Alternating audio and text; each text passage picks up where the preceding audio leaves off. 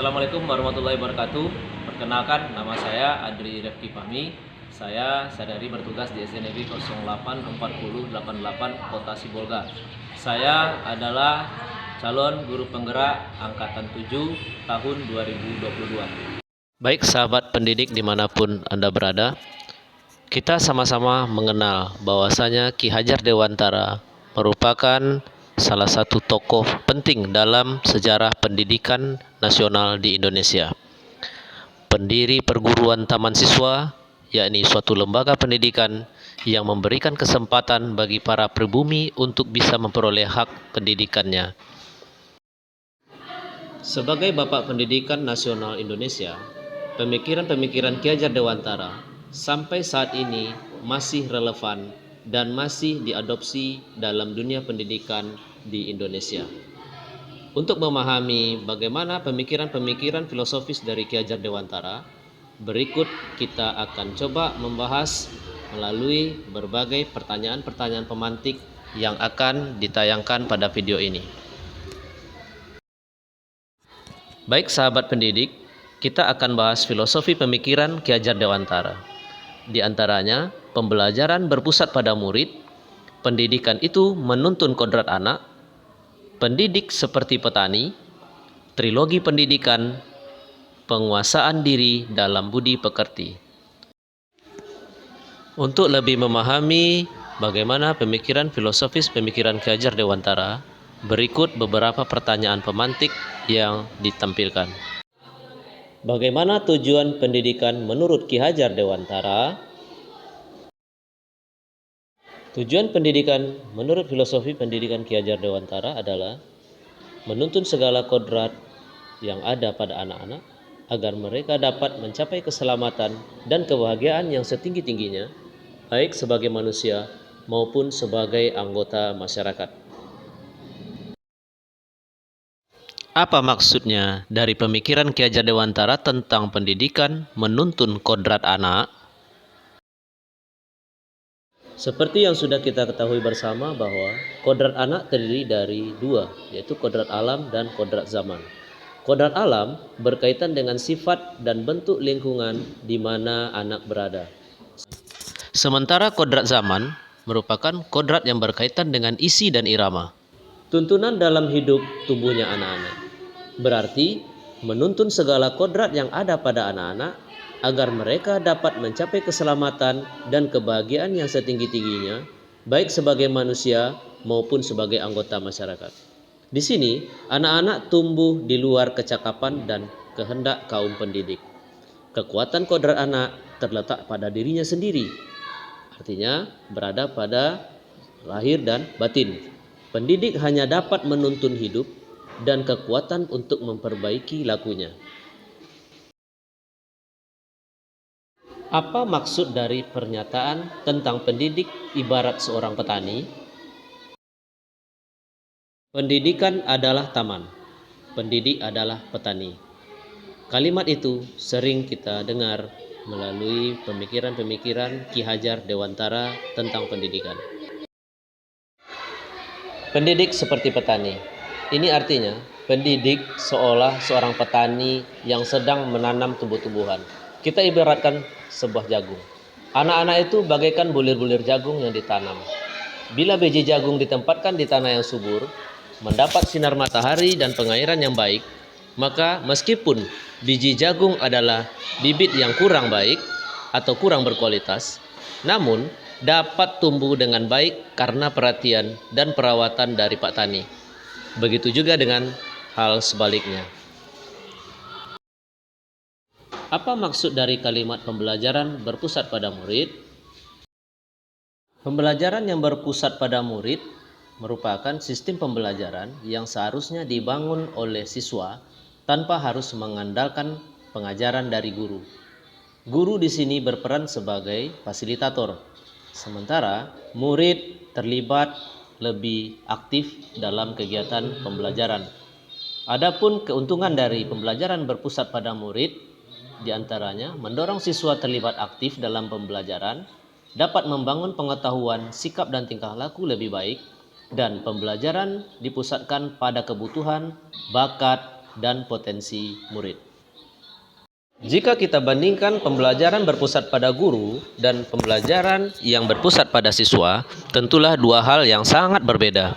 Pembelajaran berpusat pada guru cenderung membuat siswa lebih kompetitif dan individualis karena siswa memiliki sedikit kesempatan untuk berpikir kritis dan berinteraksi. Sedangkan pembelajaran yang dipusatkan pada siswa berupaya untuk memperbaiki sistem pembelajaran yang selama ini menekankan pemberian materi secara langsung oleh guru, yang mana siswa terkesan pasif dalam kegiatan pembelajaran di kelas. Oleh karena itu, penerapan pembelajaran yang berpusat pada peserta didik diharapkan mampu menjadi angin segar dalam kemajuan kualitas pendidikan di Indonesia, guna meningkatkan pemahaman, potensi, bakat, dan berpusat pada kebutuhan peserta didik. Bagaimana implementasi filosofi pemikiran Ki Hajar Dewantara di sekolah Bapak saat ini?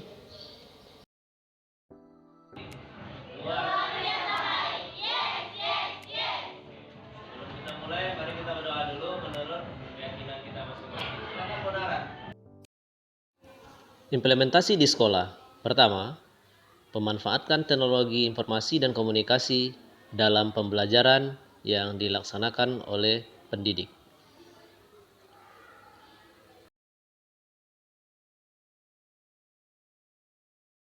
Berikutnya adalah pembelajaran di kelas yang menitik beratkan pada keikutsertaan dan keaktifan peserta didik secara utuh dalam kegiatan pembelajaran. Berikutnya, pembentukan karakter murid melalui kegiatan pembiasaan, berdoa, dan 5S, senyum, salam, sapa, sopan, dan santun.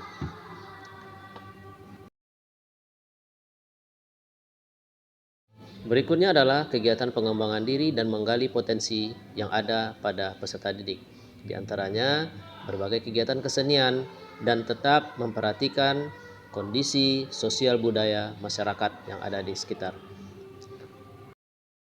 Kegiatan berikutnya adalah memanfaatkan lingkungan sekolah sebagai salah satu sumber belajar bagi peserta didik. Ini juga merupakan salah satu upaya pendidik untuk mengajak siswa mencintai lingkungan sekitar. Kegiatan lain diantaranya adalah kegiatan pramuka yang melatih kepemimpinan, melatih sikap dan mental siswa untuk bisa mandiri dan berkolaborasi dengan sesama teman.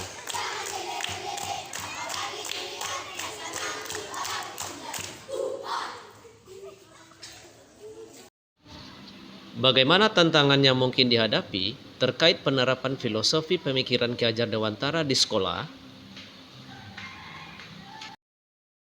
Penerapan pemikiran Ki Hajar Dewantara di sekolah memiliki berbagai tantangan yang harus dihadapi, di antaranya dari faktor peserta didik, kurangnya kepercayaan diri dari siswa. Dari pihak guru, masih banyak kita melihat pola pikir sebagian guru di sekolah yang hanya mementingkan level kognitif siswa saja dan mengabaikan bakat dan potensi yang dimiliki siswa. Dari faktor orang tua, tantangan yang dihadapi adalah kurangnya perhatian dan bimbingan yang minim dari orang tua terhadap anak-anaknya. Ketiga tantangan ini merupakan sebagian kecil dari berbagai tantangan yang dihadapi oleh seorang pendidik di sekolah dasar. Apa solusi dari berbagai tantangan yang muncul di sekolah? Ada beberapa solusi yang dapat dilakukan dalam menyikapi tantangan yang ada. Pertama, dalam pembelajaran, guru perlu kembali merefleksi niat utama sebagai pendidik, yaitu menjadi pelayan yang maksimal bagi peserta didiknya dan mengetahui berbagai hal terkait dengan peserta didik, termasuk mengetahui kondisi belajar dan mengembangkan potensi yang ada pada anak sesuai dengan kodratnya. Di sini, guru perlu melakukan diagnosis awal sebelum melaksanakan kegiatan pembelajaran di kelas. Kedua, guru perlu mengubah cara pandang terhadap pembelajaran yang berorientasi semata pada kemampuan kognitif peserta didik. Di sini harus ada keseimbangan antara sisi afektif, kognitif, dan psikomotor. Yang ketiga, mempererat hubungan dan kerjasama dengan orang tua serta lingkungan masyarakat yang ada di sekitar sekolah. Dan yang tidak kalah penting adalah guru harus selalu mengupgrade diri dan selalu menanamkan prinsip belajar sepanjang hayat untuk meningkatkan kompetensi sebagai pendidik dan pembelajar.